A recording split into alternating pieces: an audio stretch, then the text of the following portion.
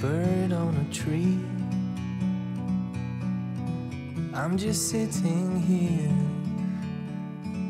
I got time.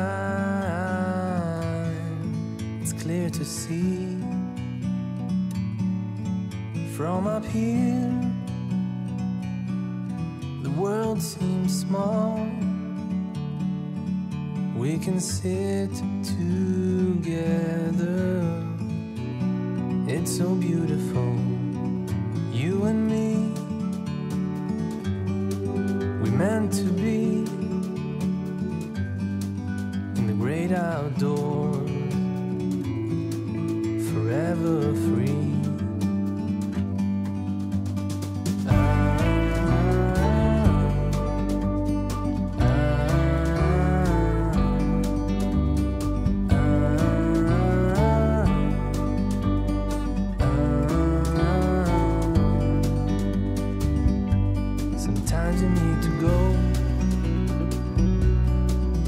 Take a step back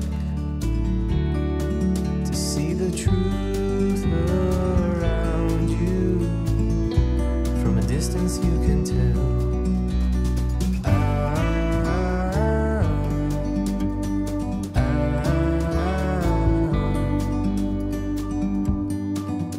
You and me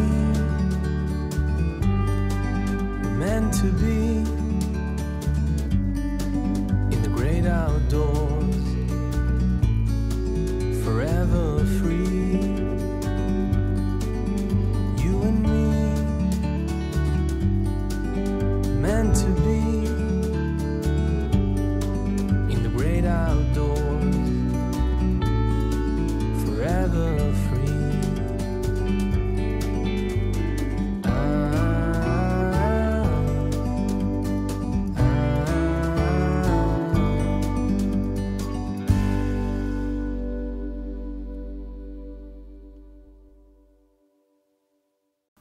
다음은 짬뽕과 목탁입니다.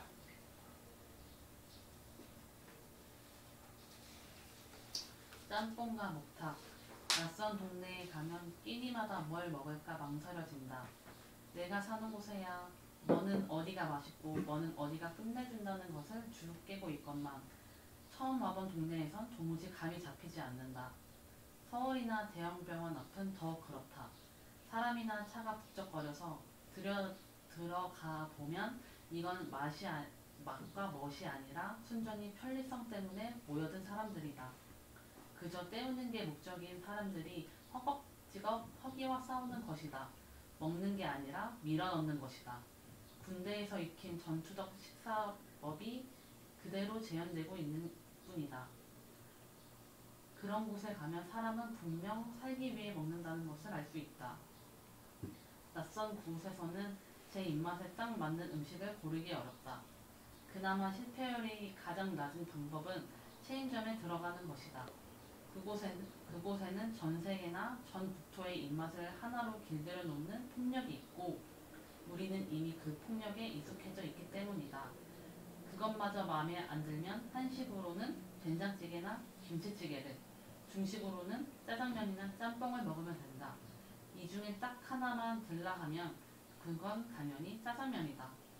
된장이나 김치도 그 맛이 천치만별이고 국물이 있는 음식은 건더기뿐인 음식에 비해 맛의 차이가 많기 때문이다. 좀 낡고 오래된 중국집에 들어가서 짜장면이요 하고 점잖고도 단호하게 말하면 된다. 짜장면마저 맛이 없었다면 그 중국 음식점은 벌써 망했을 테니까. 인천에 다녀오는 길에 신평 삼거리에서 허기를 만났다. 허기는 늘 꼬르륵 거리는 것만 하는 내 오래된 안식구이다. 점심을 때우고 집에 갈 것인가? 집에 가서 점심을 먹을 것인가? 허기와 다투는 사이 중국집 간판이 눈에 들어왔다. 어디에서나 볼 수 있는 만리장성이었다. 나는 만리장성이란 단어나 사진을 보면 긴 면발의 복수 가닥이 떠오른다. 구절양장의 인생길이 떠오른다. 양이나 염소의 불룩한 뱃속에 꾸역꾸역 또아리를 틀고 있는 긴 복숭가닥을 펴서 산줄기에 걸어놓으면 만리장성이 되리라. 신내는 한산했다. 밖에 있는 10여 대의 승용차는 뭐란 말인가? 그곳에서 내린 사람들은 어디로 가서 점심을 먹는단 말인가? 자기 집 앞에다 차를 세워놓고 옆집으로 밥을 먹으러 가는 사람들을 탓하지 않는 만리장성의 속내는 무엇인가? 나 같은 뜨내기를 속이기 위해서인가? 나는 짜장면이 나오기도 전에 맛에 대한 기대를 접어놓았다. 그리고 편안한 자세로 앉아 나 같은 풋내기 여행자가 문을 열기만 기다렸다. 그렇지. 기다려보자고. 마음을 먹자마자 출입문이 열렸다. 그런데 웬 스님? 왜소한 몸집에 커다란 바랑을 쥐고 있었다. 들릴 듯 말 듯한 독경소리. 갑자에 있는 이미 건너뛴 듯 무심한 눈빛. 한 대짬을 오래 잔 듯한 겨조보 고행승의 누더기 승복과 스님으로서는 좀 길어 보이는 머리카락 위로 오후 2시의 햇살이 내리고 있었다. 주인 아줌마가 내게 짜장면을 내려놓고 가까이 다가가는 중에도 스님은 내내 작은 목소리로 경을 외우고 있었다. 스님이니 불경을 외우는 것일게다 추측하는 것이지 전혀 알아들을 수 있는 목소리가 아니었다. 슬리퍼를 끄고 온 아주머니가 여기 있어요. 퉁명스럽게 1,000원짜리 한 장을 건네자 스님은 조용히 입을 다물었다. 그러더니 착자 위에 천천히 바람을 불고 목닥을 내려놓았다. 방금 전에 주인 아줌마에게 받은 1,000원짜리 지폐 위로 햇살이 번쩍였다. 틈이 잡힌 목탁에도 햇살이 종종거리고 있었다. 잠시 후 스님은 탁자 위에 놓여있던 바랑을 뒤져 아주 조심스럽게 3,500원을 더 꺼내 놓았다. 나는 짜장면 그릇을 비우는 척 간판을 올려보았다.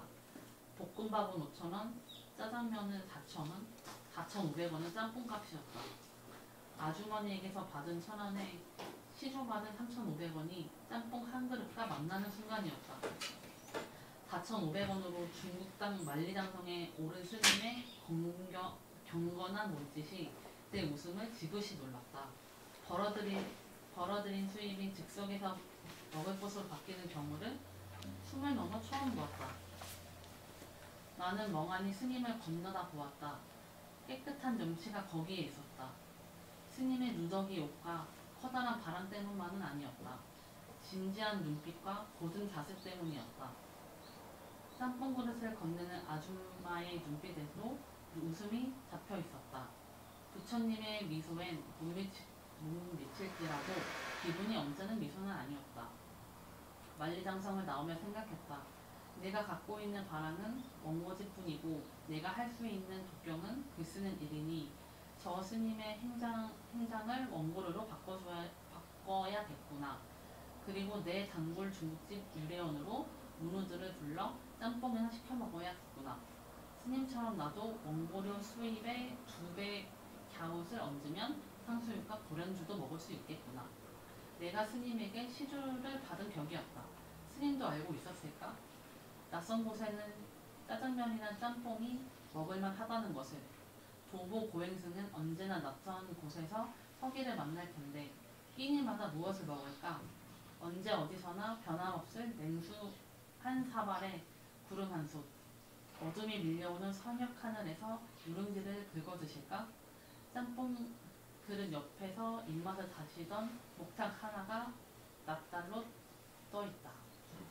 아이고 긴 글 애쓰셨습니다. 이게 이제 한번 먼저 읽고 숙달 입에 익으면 되는데 작가마다 문체, 호흡이 좀 다르고 또 읽는 독자마다 호흡법이 달라서 중간중간에 이렇게 엉키는 경우가 생겨요. 특히 이제 시인의 글들은 비유나 어떤 표현들이 좀 색다르거나 낯선 표현들이 일상적인 문장하고 조금 벗어난 표현들이 좀 있어서 거기다 나중에 지나보면 아 이거였구나 이럴 수 있어요. 신평사거리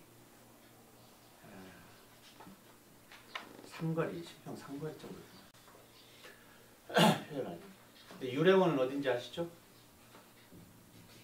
홍주성 그 뒤편 홍성 복지원 옆에 홍주성의 북쪽 북문 여기 이달 10이 있는 곳 홍성 초등학교 바로 옆에 거기에 정말 제가 좋아했던 집이 있었어요. 지금은 있는지 모르겠는데 모르겠지만 유래원이라 짬뽕을 참 맛있었는데 지금 생각하면 그렇게 하면 안 되는데 이분의 문제점이 하나가 좀 키가 작아서 언 오징어 위에 장어 신고 올라가서 요리를 했어요.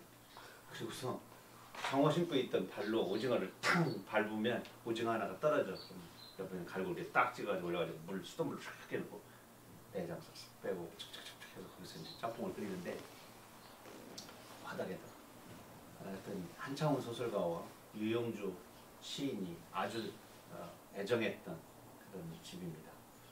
근데 이분이 문을 좀 자주 닫았어요. 부부 사이에 금슬이 좋아서 좀 언쟁이 좀 있는 날은 다음날 여지없이 닫았어요. 왜냐면 사모님이 배달을 하셨어요.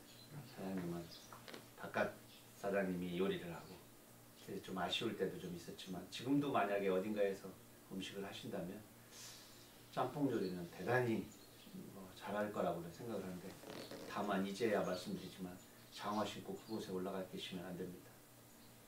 플라스틱 이런 그런 거를 놓든지 해서 좀 주방의 높이를 좀 낮출 생각을 하셔야지.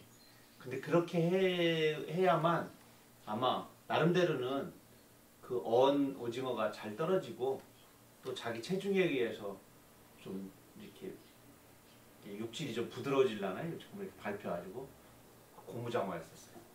위생적으로는 아무리 씻고 껍질을 벗긴다고 해도 좀 느낌은 그렇죠? 근데 그때는 그게 큰 흠이 안 되었던 거 보면 아주 오래전이니까 또 그것도 또 25년 전 얘기니까 아마 지금 어딘가에서 매우 청결하고 또 좋은 또 음식으로 또 스님들을 맞이할 거라고 생각을 합니다.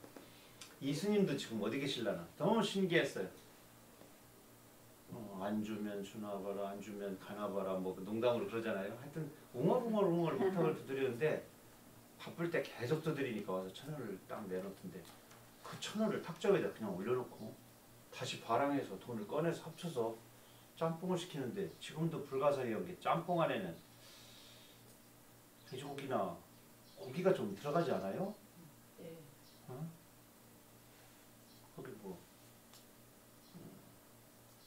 살생을 하지 말라는 거지. 이미 죽은 얼어붙어 있던 오징어 이런 거 먹지 말라는 건 아니니까. 그래도 궁금해요. 그대로 한 번도 못 뵀지만.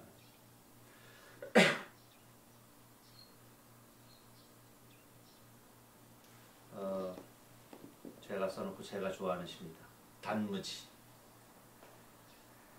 백반집 온갖 반찬 가운데 단무지 3조각은 참 보잘것없고 초라하지만 중국집 짜장면 한 그릇에 단무지 1조각은 무지무지 독보적이다.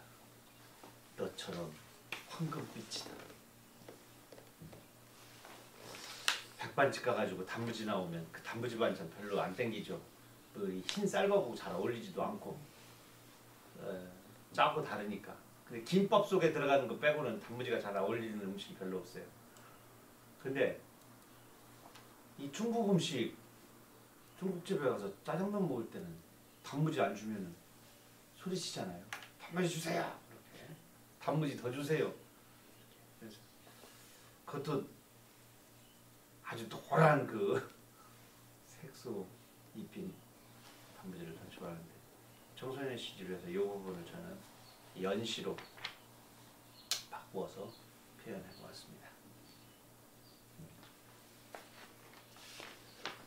다음 읽어야 할 시는 내용이 상당히 좀 섹시합니다.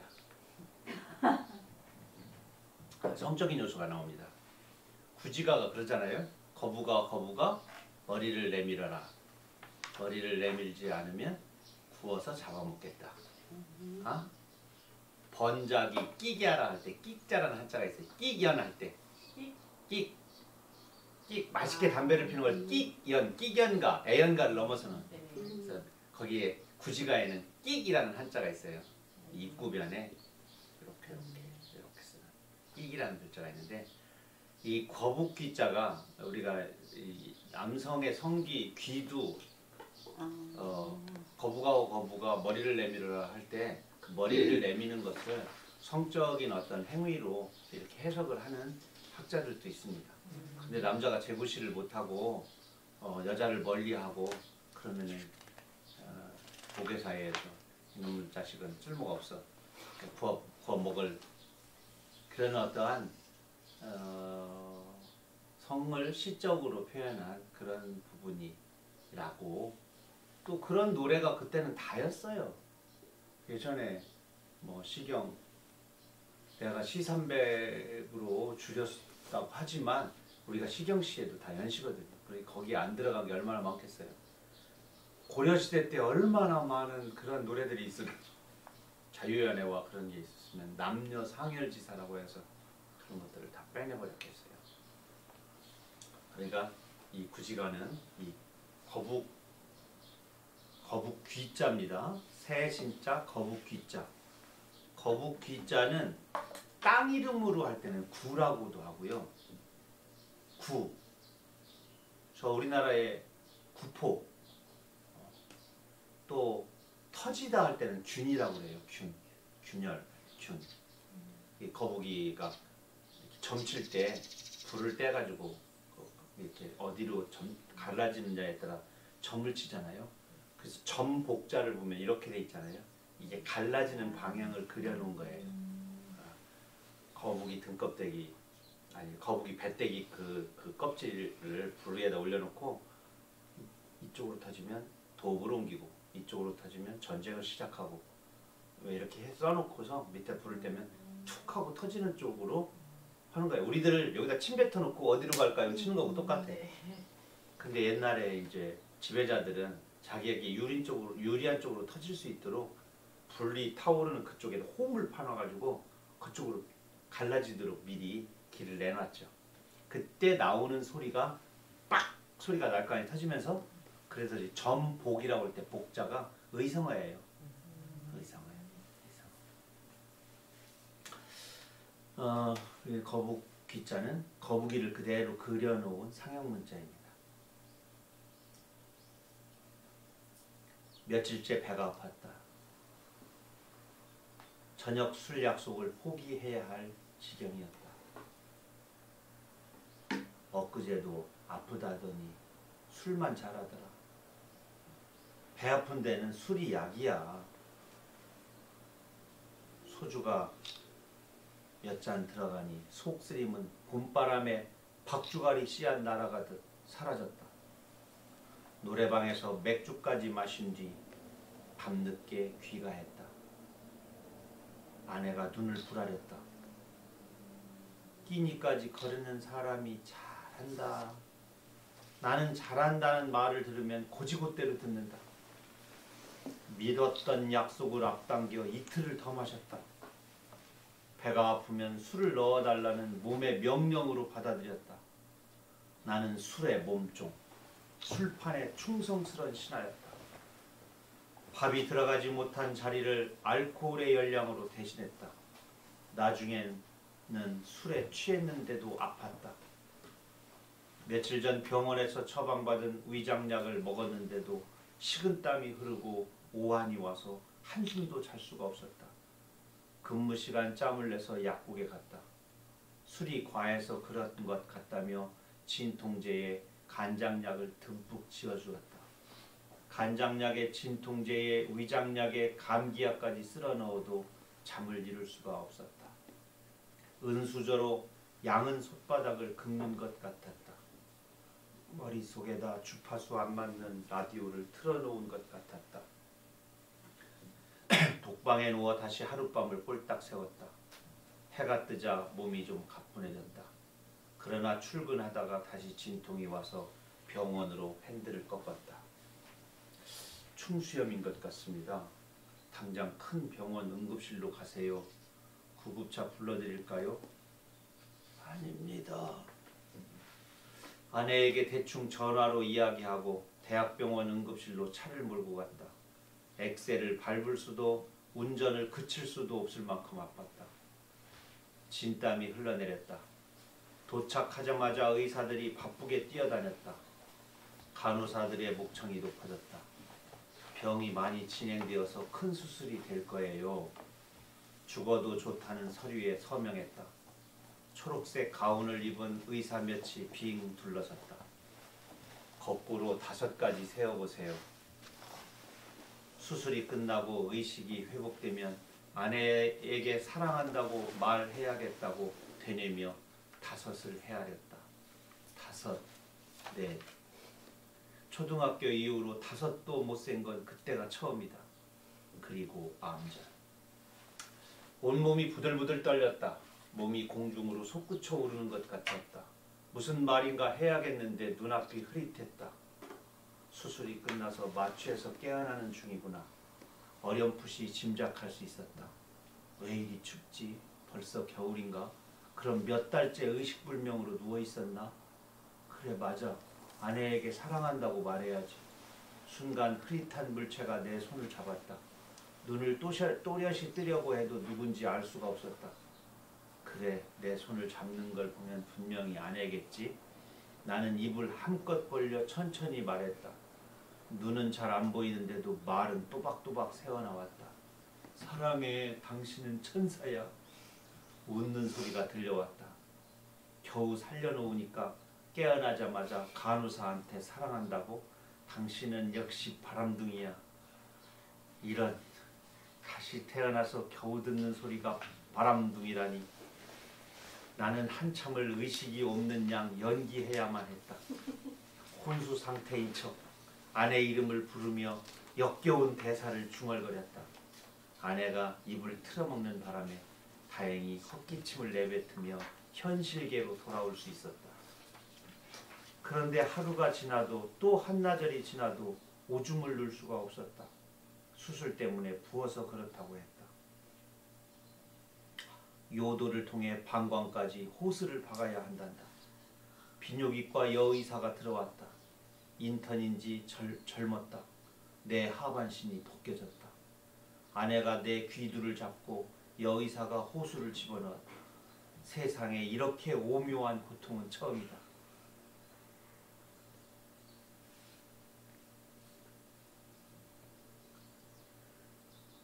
저 거북이 머리에 눈이 없다는 게 얼마나 다행인가. 거기에 눈알이 있다면 여의사를 볼 것인가, 아내와 눈을 마주칠 것인가. 여의사의 비닐장갑이 거대한 콘돔처럼 부스럭거렸다. 다시 이틀이 지났다. 이제 호수를 빼내도 오줌이 잘 나올 듯했다. 비뇨과 전문의가 호스를 제거하자고 했다. 그런데 왜 웃지? 호스를 제거할 때 다시 그 미운의 여의사가 방문했다. 커튼이 드리워졌다. 아, 세상에 이렇듯 야릇한 아픔이라니. 그러나 오줌이 나오지 않았다. 나는 1시간도 안 되어 비뇨기과 전문의의 미소를 알게 되었다. 또다시 커튼이 쳐지고 아내와 초록색 수술복을 입은 여의사가 합심 협력으로 내 기두와의 재해를 나누고 있었다. 아, 이런 족같은 경우가 있나. 며칠 더 비닐 오줌볼을 차고 다녔다. 더 놔두면 염증이 생긴다고 위협할 때까지 오줌 주머니를 차고 비뇨기과 앞을 활보했다. 몇 년이 지난 요즘도 내 팬티 속 거북이 머리와 마주칠 때마다 두 여자의 어색한 손놀림이 떠오른다. 그러면 이놈은 검은 풀숲 모래벌 속에서 나 살려라 기어든다. 빨리 기억을 지워버려야만 성대한 거북이를 다시 만날 수 있겠지만 몸의 기억은 무덤까지 간단다. 술은 체류제가 아니라 진통제다. 근데 참 묘하다. 술을 마시면 때로 이놈이 커튼을 젖히고 기어나오려고 한다. 아내와 여의사의 눈길이 골똘히 만났던 성소에다 큰절. 이게 그냥 쓰다 보니까 이렇게 써졌는데 이거 다 또 발표해서 원고료도 타고 산문집에 그냥 있어요. 근데 이 산문을 읽은 사람들이 이런 말을 하세요. 진짜 읽는 동안 배가 다 아팠다고. 그래. 거기는 한 번도 외부의 물질이 거꾸로 들어가 본 적이 없는 데예요. 물이 저쪽에서 A라는 방향에서 B라는 방향으로 B라는 곳으로 나오기만 했던 곳인데 그곳이 거꾸로 이물질이 플라스틱으로 되어 있는 그 관이 그곳을 향해서 방광까지 오줌보까지 거꾸로 들어가야 돼. 길기도 해. 거기를 밀어 넣는 거예요. 그때의 그 머리끝부터 발끝까지 느껴지는 그 아픔과 그건 말로 표현하기가 어려운 그 아이고 막 요상해요. 발가락이 다 휘어지고 막 그래서 나중에 혹시라도 이런 경험이 또 생기면 어떡하나 하는 걱정은 있긴 합니다만 살다 보면 그럴 날이 또 없다고 말할 수는 없겠지 싶어요. 괜히 몸이 좀 움찔움찔해지네요. 또 너무 정말 오래된 경험인데 이 맹장염이 제가 39살 때였거든요. 옛날에 조선시대 때나 그 전에 태어났으면 제 수명은 그때가 끝이에요. 터져서 이제 아내가 다 썩어가지고 그러니까 여기를 복개를 한 다음에 안에 있는 게 터져서 다 오염이 돼서 모두 다 끄집어내고 수술을 대여섯 시간 한 거예요. 염증 다 닦아내야 되니까 내가. 그리고 다시 넣고 사중으로 꿰매. 내가 그때 겉만 꿰매는 줄 알았는데 제일 속에서부터 단계적으로 이렇게 꿰맨대요. 근데 제가 얼마나 멍청하냐면 퇴원을 할 때 의사 선생님 저 이제 운동해도 되나요? 그때 의사 선생님 그럼요 운동하셔요 그러더라고요. 그래서 나오자마자 다음날 테니스를 치는데 우두두둑거리는 거야. 여기가 너무 아픈 거야. 그래서 이렇게 잡아가면서 테니스를 쳤어요. 그래서 나중에는 안 되겠더라고. 이게 공을 못 치겠어. 그리고 공이 오면 라켓을 놓고 싶어. 막 도망가고 싶어. 너무 아프다고. 그래서 그 다음에 이제 염증 치료로 갔죠. 갔더니 안에 실밥 다 뜯어졌네 하는 거야. 그럼 어떻게 해요? 다시 째고 다시 안부터 꼬매야 되는가요? 그랬더니 안에 붙을 때까지 좀 이렇게 허리도 이렇게 당기지 말고 기지개 같은 거 쓰지 말으래 그냥. 그래서 제가 지금도 이 염증 여기 꿰맨 자리가 비 오는 날이라든가 또 독한 술 같은 걸 많이 먹고 그러면 거기 가려워요. 그 안쪽에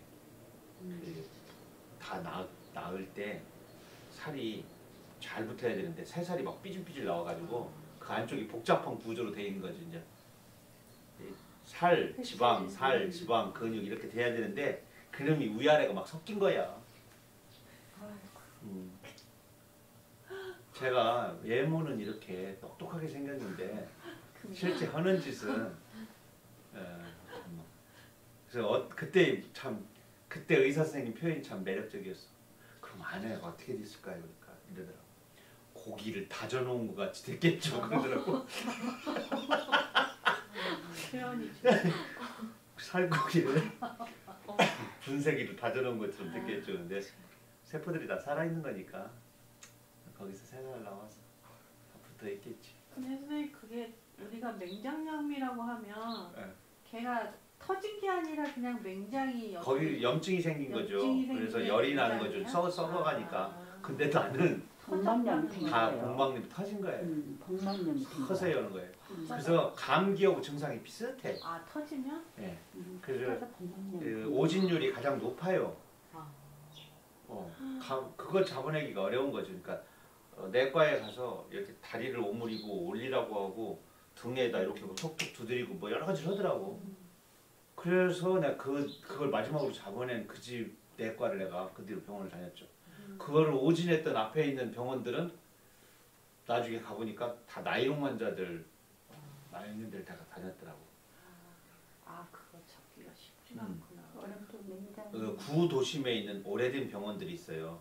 할아버지가 이렇게 한 70대, 80대 막 그렇게 된 분들. 그분들은 크게 신뢰가 안 가더라고. 근데 제가 마지막으로 갔던 곳은 좋은 대학교를 나온 젊은 분이었어요. 금방 가다가 무슨 일이 날지 모르니까 차를 불러줄까부터 하더라고. 근데 지금 나 차 갖고 왔는데 운전할 만할 것 같더라고. 이렇게 하고 또 하더니 가장 가까운 병원을 알려줬는데 내가 가장 먼 병원을 갔어요. 그냥 다행이었어요. 제가 그때 단국대학교 문창과 강사를 할 때였거든요. 그래서 단국대 응급실로 갔거든요. 그래야 거기 수업도 할 수 있어. 그 주에 수업도 있었어요. 그래가지고 환자복 입고 오줌주머니, 핏주머니, 고름주머니 아니 4개를 찼어요. 고름주머니, 핏주머니 뭐 또 링거 이런 거 다 차고 잔디밭에서 그 학생들 삥 둘러 앉아가지고 했어요? 수업했어요. 그때가 또 신춘문예 준비철이었어. 그해 신춘문예 한 명 됐어요. 다행이다. 근데 문창과 학생이 안 되고 도강에 했던 다른 과 학생이 됐어요. 다행이네요. 어쨌든. 네, 했어요. 근데 뭐가 다행이냐면 시간 강사도 직원이어서 병원비를 많이 깎아주셨어. 정말 다행이네. 60%인가 50%인가 뭐 그때 돈으로 좀 많이 깎아주셨어. 참 다행인 게 딱 1년 시간 강사했는데 고해에 터져가지고 진짜 참 다행이다. 우스갯습니다. 칼싸움이라는 시는 저쪽 세심동에 개심사 있죠? 네. 네, 서산에 그 개심사가 있는 골짜기가 세심동이에요. 씻을 새 마음심. 마음을 씻고 마음을 열어야 돼. 아니면 마음을 열고 마음을 씻어야 돼.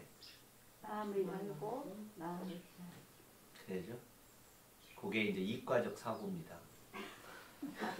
아, 이렇게 수술로 가슴을 열고 네. 심장을 물로 닦는 거지. 내 마음은 열지도 않은 채로 마음을 잘 다스려서 닦이면 세상을 향해서 마음이 확 열려. 어? 자비가. 그래서 세심동 개심사.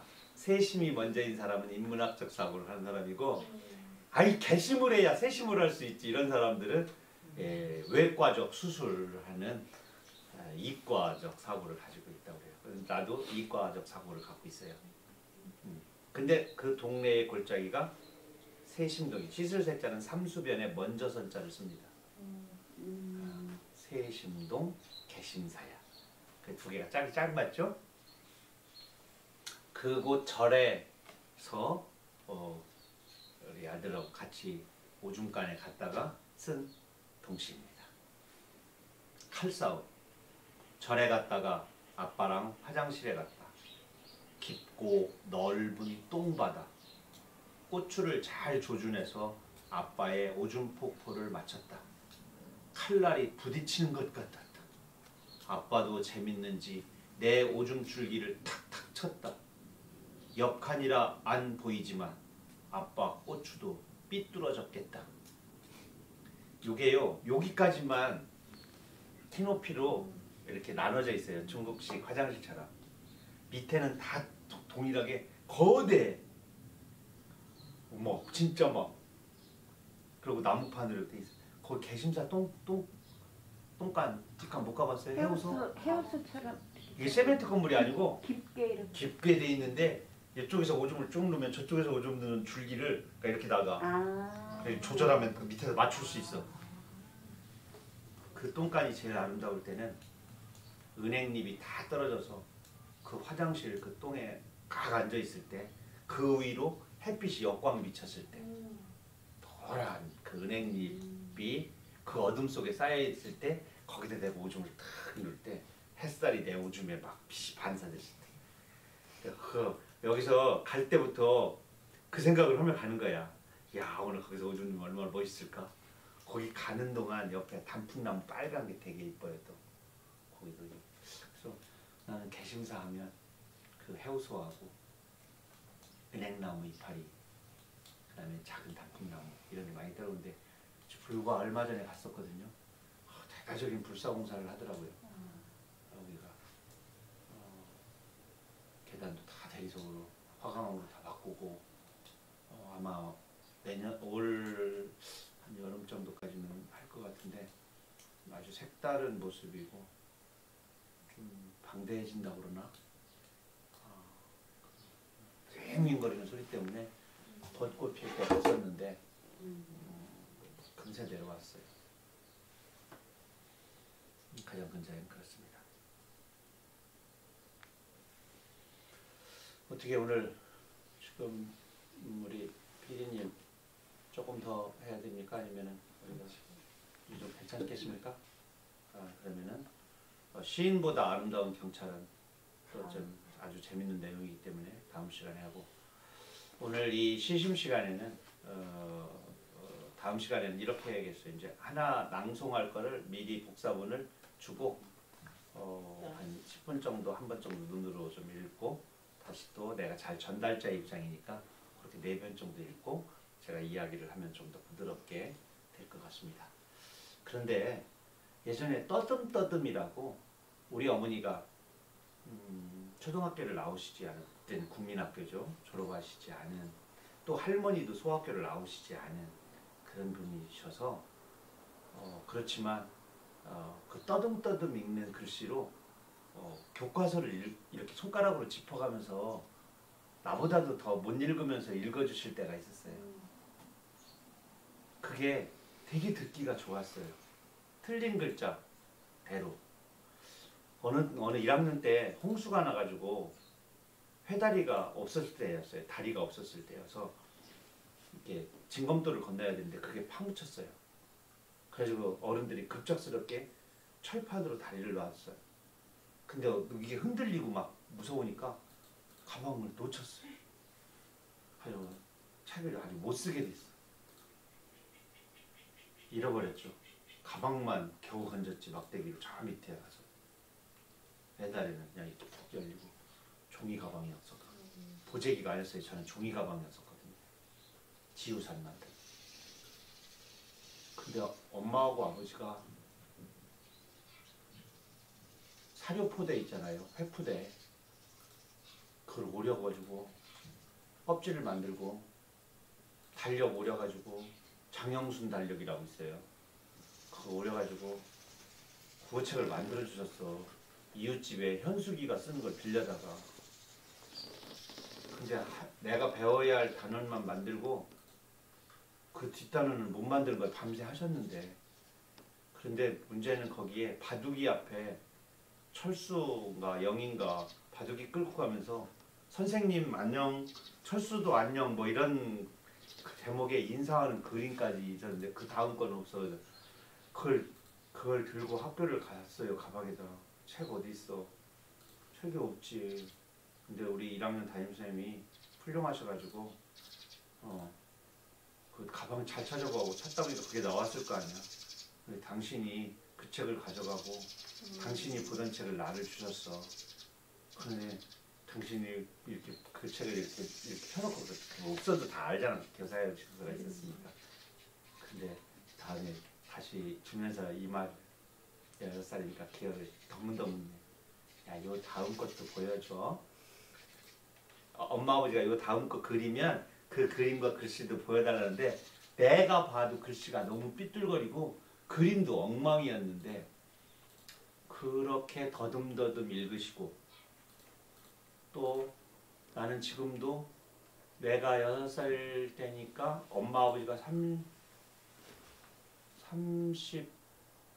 29살, 30살 이쯤 된 엄마 아버지가 머리를 맞대고 그거를 크레용으로 연필로 그림도 그리고 글씨도 썼을 그 풍경을 생각하면 그때는 엄마 아버지가 얼마나 두 분이 눈빛만 봐도 서로 사랑스럽고 또 서로 존중하고, 애도 좀 두셋 이렇게 조그만 것들이 저기서 누워있고 큰애도 나도 여기서 막 자고 한 방에서 막 4~5명 이렇게 막 자고 있는 머릿맡에서 그걸 흡푸대 쪽이를 가세라고 그래. 가세로 또 오리고 그러셨을 거 아니야. 그 풍경을 머릿속으로 생각해요. 더듬더듬 책을 읽는다고 할 때 더듬더듬이나 삐뚤빼뚤이라는 그런 글자를 보면 그날 머리를 맞대고 더듬더듬 읽으면서 그 책을 만드셨던, 또 그렇게 또 읽어주셨어. 책을 나보다도 더 못 읽는다는 느낌이 들었어. 근데 그 풍경이 참 아름답게 떠오릅니다. 오늘 또 우리는 또 그런 풍경을 조금 완성했어요. 하지만 요즘 초등학교를 나왔잖아요. 다음에는 좀 더 매끄럽게 읽도록 하겠습니다. 멀리 해외에 계신 동포 여러분, 그리고 제주도, 마라도, 또 중국, 북한에 계신 이 유튜브를 사랑하시는 여러분들 행복하시기 바랍니다. 이정록이었습니다. 감사합니다.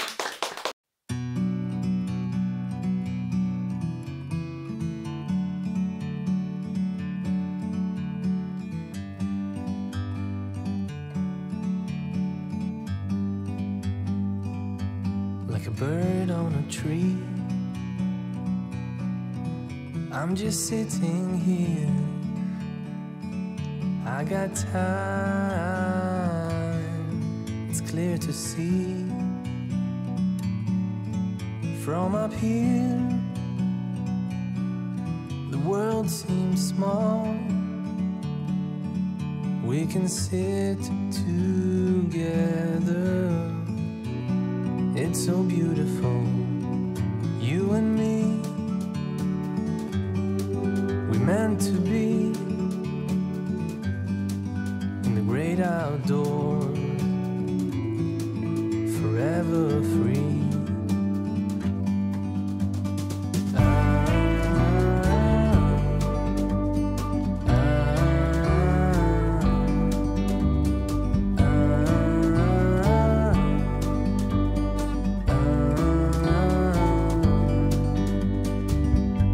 Sometimes you need to go